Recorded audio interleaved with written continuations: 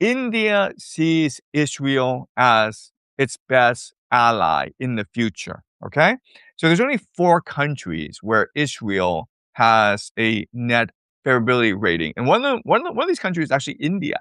I think 33% of Indians support Israel, and maybe 31% oppose Israel.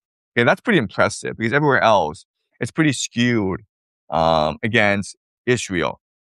So I think what's happening is a growing alliance between Zionism and Hindutva.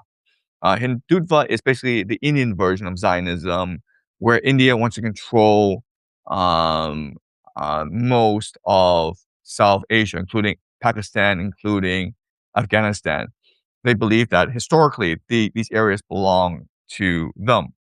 Another way to understand this is, okay, China got rich by exploiting its young population and making cheap products to sell to the West.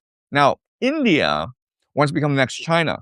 The problem is that India doesn't have the state apparatus that China does. China is an authoritarian nation that can force people from the countryside to the urban centers to work in factories.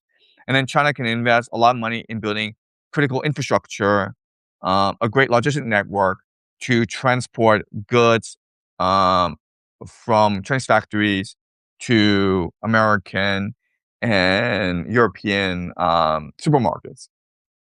So that's what China can do. India can't do that because India is a democracy. So what you do instead, and this is really clever, is you export the young people all around the world in order to create an Indian diaspora, which you can manipulate in order to further your Greater India project, your Hindutva project. Okay, and what the Indians have recognized is the best natural ally to do that is with Zionist capital or transnational capital, right? So think of Argentina and Australia, where and Canada, where transnational capital controls these places, but and you bring in Indian labor, Indian energy in order to people these places. Okay, so India sees its best hope, its best ally in Israel.